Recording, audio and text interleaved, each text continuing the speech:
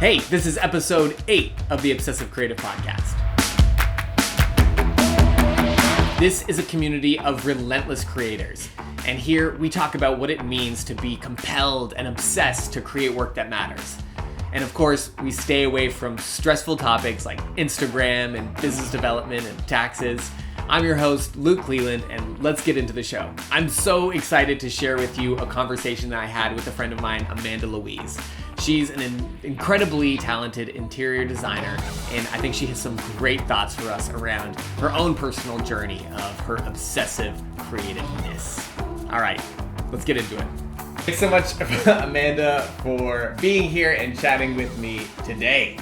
Yes, I'm so happy to be here. Yeah, so Amanda Louise is an interior designer, and we've worked together since... I think I was looking back in Dropbox folders 2014. 2014. Wow. It's been a long time. Yeah. Yeah, I've shot a lot of her rooms, and we've had a lot of good times together. So, so I'm really excited to kind of get into your story a little bit of how you what is your story of how you got into interior design and, kind of your background. Yeah, so from a very early age, I was pretty obsessed with all things interiors. Just, I think HGTV was, they had a lot more decorating shows back then. So that was my main kind of intro into what this whole world was. And so I was, a 10-year-old and 12-year-old or whatever that was kind of obsessed with HGTV and super popular, obviously. But so that was my main intro. So I would watch all those shows and I would make my mom pretend she was decorating our living room so we could go to the fabric store and get fabric samples for me to That's awesome. Hold. Okay, I don't even know what I did with them. Which show are we talking about here? Is this what was it? What's the one with swapping houses or No, none of Trading Spaces? Yeah, that was Trading definitely Spaces. Yeah, that was on TLC. But so I mean, I think I remember watching that on, I think it came on Friday nights because we were always at my grandparents and we would watch it. So I mean, that was a huge thing. I remember one of the designers stapling flowers to a wall or something, and I thought that was just the best thing ever. So that show, and then I honestly can't remember the shows that were on HGTV, but there was one where they every show started with the color wheel, and they would put different items that were that color in the color wheel, but it would be purple flowers or something. Anyways, it was very inspiring, obviously. I don't remember much, but so, I mean, I think that's how I got started. And then I think from a very early age, I realized that no matter what was happening at home or what was happening at school or whatever was happening outside that wasn't fun or wasn't nice, I could take my room and within those four walls, based on what color I decided to paint the walls and what I hung on the walls, I could make it feel a certain way.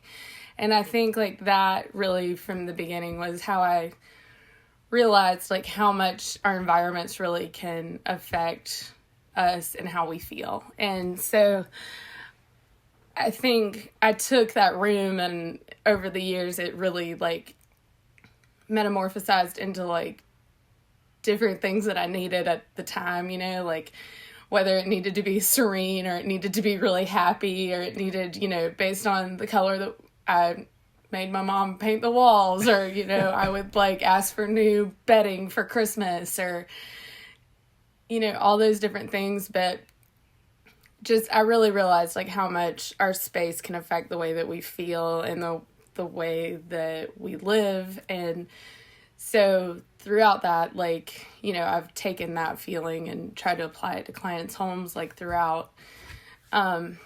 So really young, I was really obsessed with interior design and all of that. And So I'd planned to go get an interior design degree. I chickened out and decided to get a business degree because that felt much safer after I was like a history major, and it was kind of a long, windy path. But I ended up getting a business degree, and while I was in college, I was working at like a home decor and furniture store. And I started going out to clients' houses with stuff from the store and kind of just helping them place it, because my boss, I guess, had just realized that I kind of like, I'd started doing some merchandising, and I mean, she obviously knew I was like interested in all of it. So I started going out to clients' houses just with stuff from the store, and then they would ask for help with drapes, or, you know, it all started very small, and I would do a lot of Christmas decorating and stuff like that. So then I guess I was 22 or so and was just dumb enough to think that I could start my own business and the world was my oyster. And I really do count like being really young when I started my business as a huge blessing, just because I do think like when you're that age, you really think that you can do anything, and you don't really know all the like realities of what might stop you. Totally. And like you don't really know about taxes, and you don't really know about like any of the things that like make having your own business really hard. So I just decided that I was gonna like be an interior designer, and I just started, you know, one person really trusted me from the get-go to like help with their renovation, and I have no idea why they did. But I think the fact that they trusted me like gave me this huge boost of confidence, and I was able to help them with the renovation, and I'm still really proud of that project. And then it was really just word of mouth from there. I think she like made all of her friends hire me, and then, amazing. You know, it just kind of snowballed from there, and you'd get a little bit bigger project, and you'd get a little bit, you know, project that puts you in a different scope of work and made you kind of learn something else. And I definitely had a natural eye for the design part of it, but really like learning the interior design, like the ins and out of the business and the technical things have kind of just come along the way, you know? Yeah. So like, okay, I'd love to talk about your kind of that style, that like eye that you've always had, right? Because I think when I was thinking of you to interview, like I think that's the obsessive part of like your vision of what you think a room should look like is super fascinating, because it's not my kind of, I don't know if there's stereotypes with interior designers, but a certain stereotype is just like, you know, you just like, I don't know, seems like it's like kind of stuffy maybe, like they just like get these furniture, like nothing like very creative necessarily. It's just kind of like, they all, at least to me, my kind of perception was, especially maybe growing up, like maybe an older style of it was just like very cookie cutter. This is what it seemed like to me. I think we've all like been in houses where we're like, oh, an interior designer did this house. Right. You know, like that nobody like picked out this art. Nobody like, you know, like this isn't stuff they've collected over time. Like an interior designer showed up with a truck and like filled this house up, and then the family moved in and like sort of live here. Right. Yeah, so, that's that idea. I definitely know what you're saying. And I honestly credit that a lot to the fact that I didn't necessarily like follow a traditional path. And I'm not in any way saying I wouldn't love to have an interior design degree, because I would. But because I didn't follow that traditional path of going to design school, getting an internship, joining a firm, doing it like all these ways, and I just kind of started like I think when I first started, I was thinking about this earlier, like of where like the color and like where all of that has come from. And I mean, I definitely have always been energized by color and think that, you know, it can change a space and make you feel certain ways and all of that. And I'm kind of a like go big or go home kind of person. So it's like, why not use a lot of color? I don't know. But I think a lot of that happened from just like starting when I was so young, and like I just didn't have like boundaries, and I was like, why not paint that orange? You know, like why would you paint it white? That doesn't even make any sense to me. Like, which is amazing. Like, I think that my first experience kind of like, because I had that idea coming in, like, oh, an interior designer. Okay, this is just going to be kind of like a room that has like stuff in it. And then I went into your first room and I was like, this is not a normal interior designer. There's like so many like and it was crazy to like experience something that I'd never seen, like a room done like that before. I'd never like seen someone like so intentionally like affected everything in the room, like, if that kind of makes sense. Like your hand, like you had such a vision of like, this is not going to be like a white lamp. It needs to be orange. Of course it does. And that was super fascinating to kind of like, see you work that way. Yeah. I mean, I honestly don't know like where all of that comes from and like why I've gravitated towards color so much. I mean, I think, you know, in high school, I was very into, like, mixing patterns and mixing colors of, like, what I was wearing. And that's how I really, like, expressed myself then, I guess.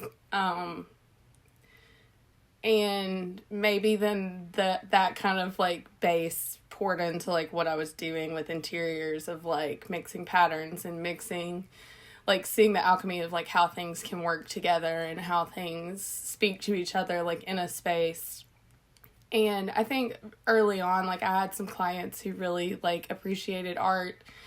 So, you know, I definitely was an appreciator of art. I wasn't really a collector yet when I first started because I was, like, 22 and had $0. But I think, like, just seeing how, like, art affected the spaces that I was working in and how, like, they collected these pieces and it really, like, built a story within a room. I think that was, like, a huge proponent for, like, launching that side of the business where art has become, like, a really big part of the interiors that I do, and I've put a lot of artwork into spaces and have helped clients create collections and then start collecting and all of that. I don't exactly know where like the use of color came from, but I definitely think like when I walk into a space, I start a space working on it a lot of times with textiles, and I think like that's where a lot of inspiration comes from. So you start with, and textiles being what, like well, I mean, any honestly, type of like material, we started working on a living room the other day, and the way that I started thinking the space out was pulling together like kind of the mix of textiles that I want to go into the space. So we started with like a fabric that had like a big print with lots of different colors, and then we're able to kind of start pulling colors out of that. So I think that's how I start a lot of spaces. So then we kind of pull back from that, and then like, okay, where's the furniture going to be? What's the wall color going to be? And that's the way that I kind of approach a space. A lot of people start the space with like layout. A lot of people start a space with, you know, furnishings, but that's just for some reason how I've always like started a project. So you use a lot of like artwork in your spaces. How did that kind of start? Yeah, well, I think, like I said, like I had a couple of clients in the beginning that were very interested in art. So I think that's probably like an influence that started all of it. But then I started, I started just going to Art and Light Gallery and was very like inspired by, I know you talked to Teresa not too long ago, but, was very inspired by everything that she was doing and her energy and, you know, all of that. And so I kind of started working with her to place some artwork in projects that I'd done. And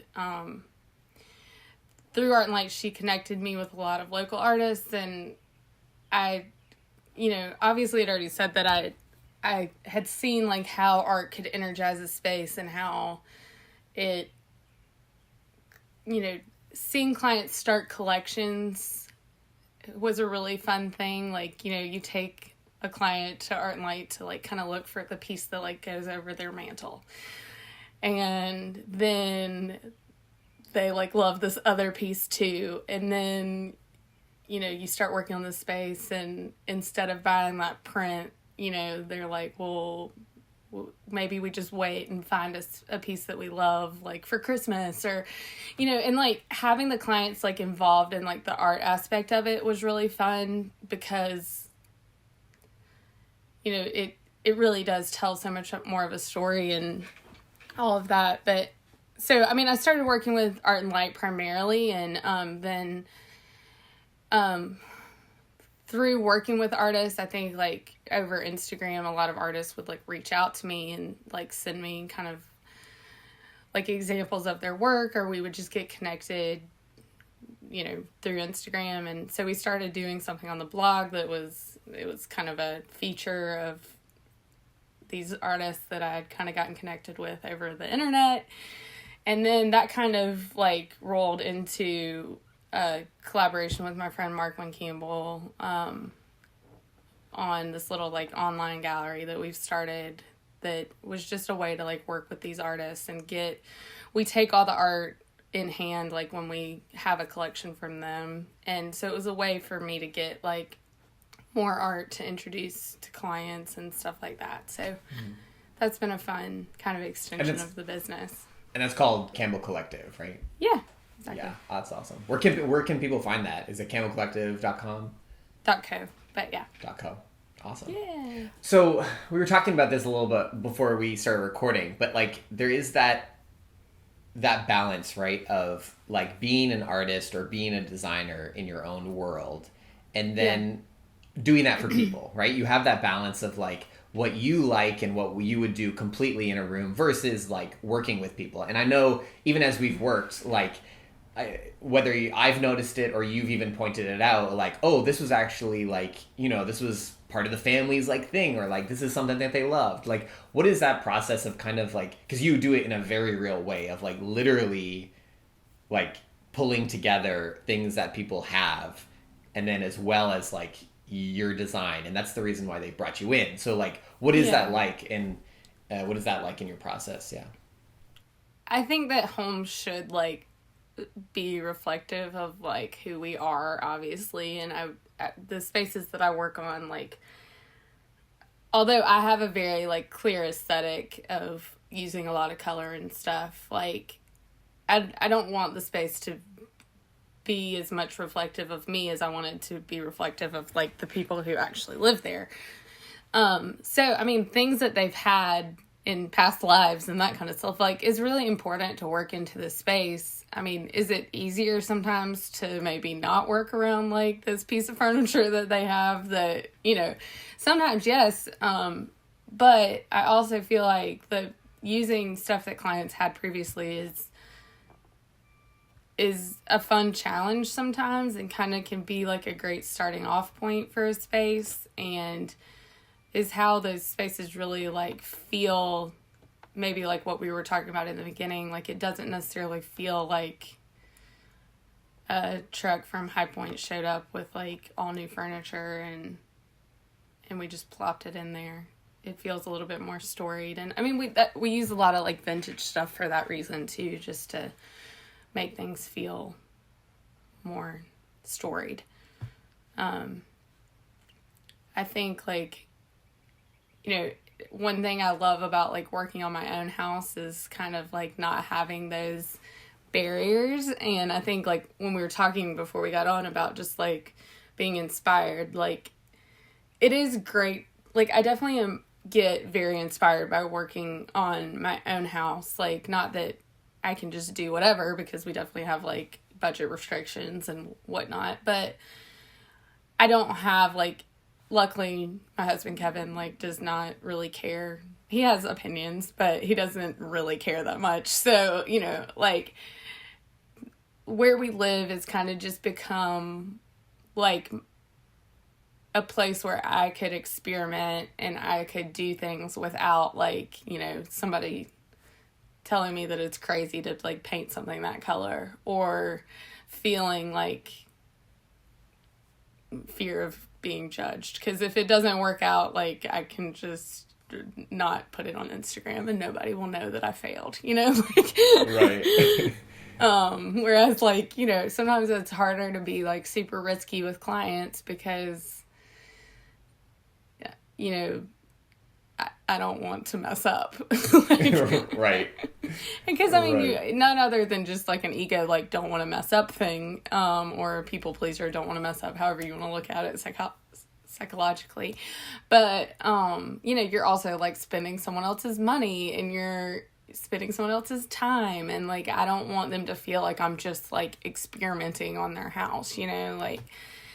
And you think, and you do that a good bit, right? You do a good bit of experimenting, like, on your own and in your own house, which I think is really cool. Like, it's kind of like, for the photographers, it's like your personal work, right? Like, that's where you get to, like, try things and, like, just try whatever. And it's okay to, like, mess up and hate it, because you can just, like, tear it down or, like, delete the file. Right, yeah. I mean, yeah, I definitely, like, move stuff around all the time, and, like, I'm not afraid to, like, put holes in the wall, and, like, with moving artwork and stuff. Like, I mean, I think before this whole, I don't want to, like, timestamp this, but this whole, like, quarantine of 2020 happened, like, I didn't have as much time to think about my own home, or...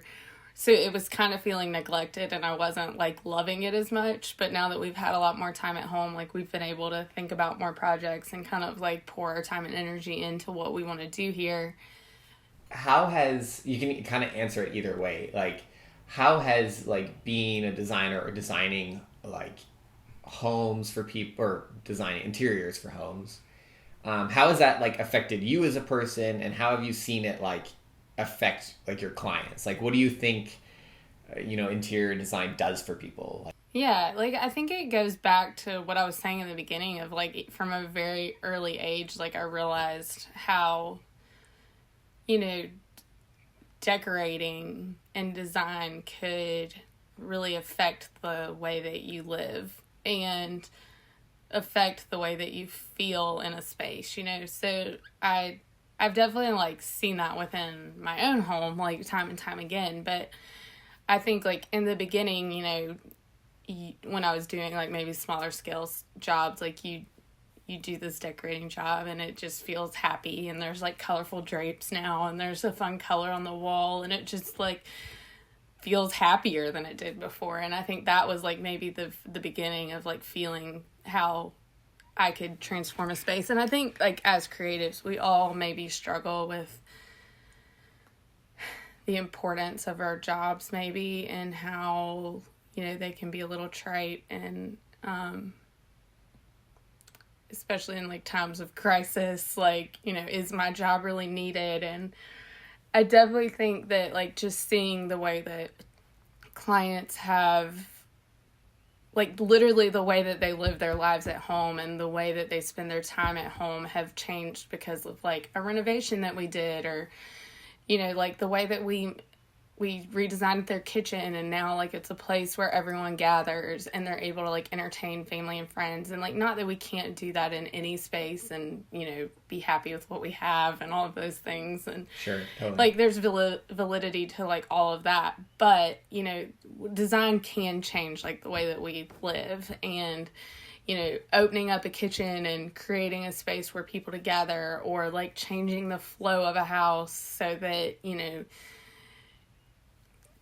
or buying artwork with a client that, you know, is going to put a smile on their face every day. Like, I don't think that there's not worth to those things, you know, and I definitely think that time and time again, and, like, a couple clients throughout this quarantine of, like, spending time at home have sent messages that, you know, they're so happy that they did that project because, like, being at home all the time, they've, like, enjoyed the space so much. And I mean, those have meant so much to me, just in the way of, like, I guess making me feel like what I do has a bigger meaning. But you know, also just like, I love to, like, one of my favorite ways to think about like captions for Instagram, and also just because it's very hard to caption things on Instagram, is like just kind of like looking at a picture of a space that you've taken and thinking about like how it might be used right then. And, you know, like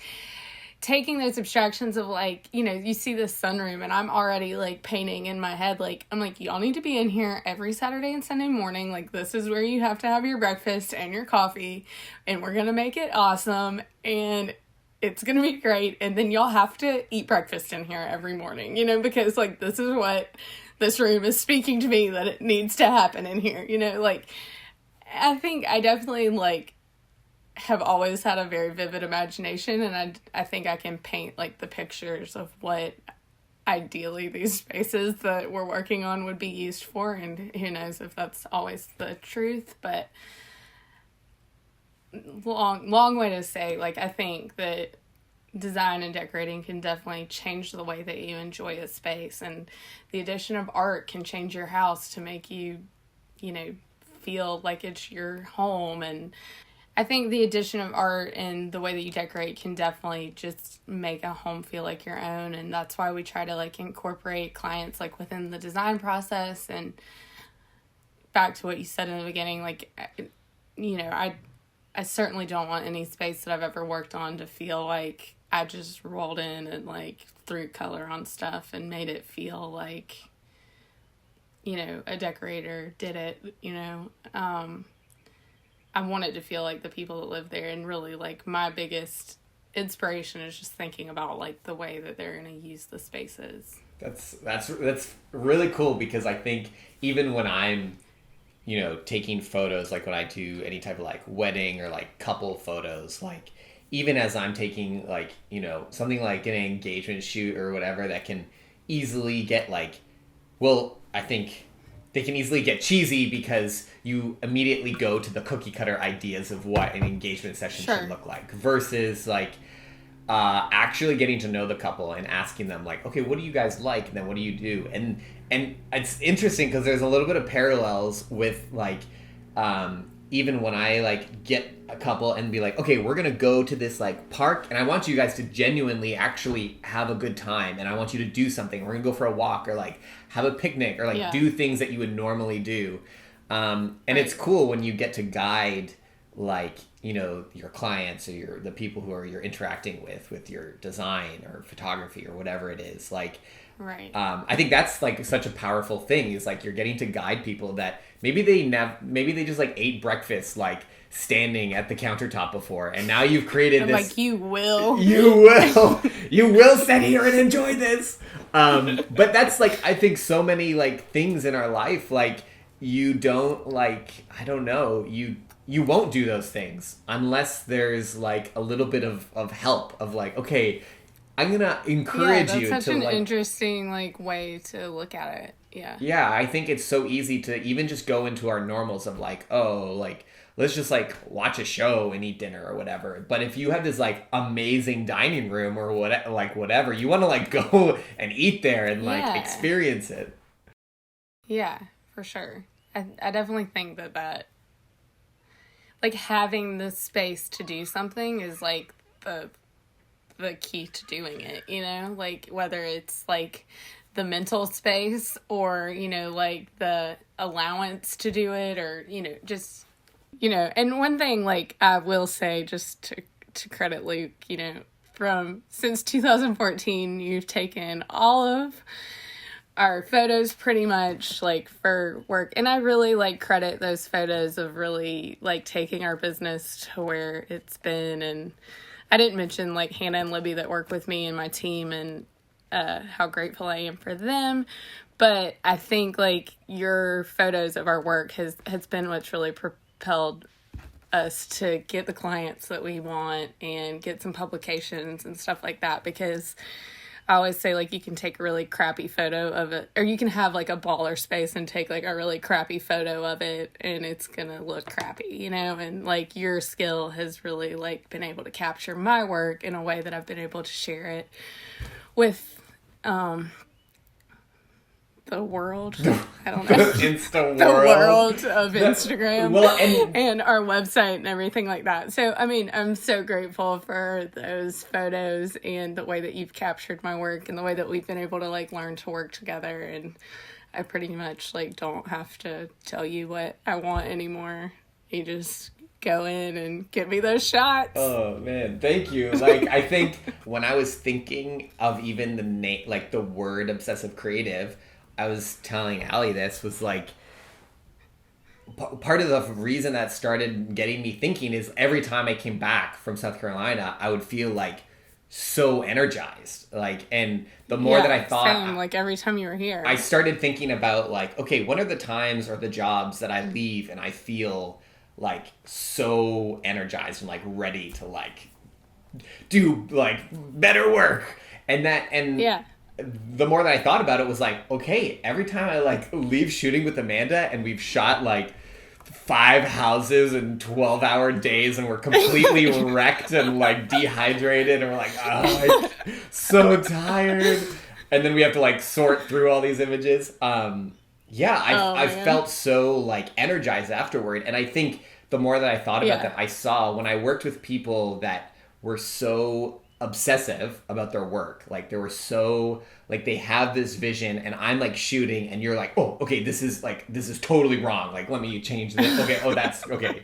Now it's good. Like seeing people like do that and seeing people in their own kind of like world, really like bringing to life the things that don't exist, that are invisible to everyone else, but like you see it, like everyone else doesn't see it, and seeing that kind of obsession to like make things come alive, to give people spaces to enjoy their life in, was really inspiring to me. So so thank you. I do think the other thing that really like helped me with starting the business when I was so young is like I also did not follow like every designer I admire on Instagram, and like was constantly looking at like all of my peers' work and constantly looking at all of like I didn't honestly even know that I had peers.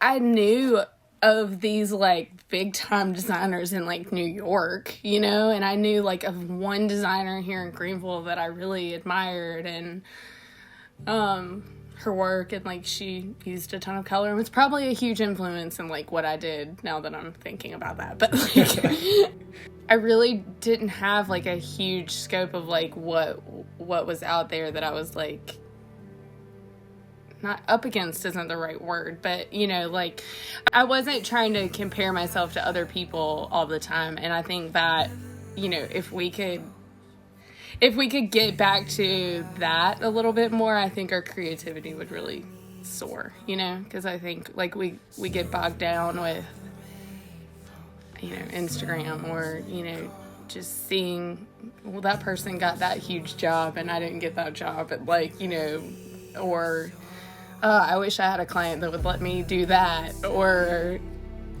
oh, they're getting recognized for this, or oh, I want to use that color now, or like, you know, it's just like all these things that are like coming into our psyche all the time that are either making us like belittle ourselves or compare ourselves to other people that are like taking stabs at that creativity every day, that like if we didn't have that, I think like we really would soar.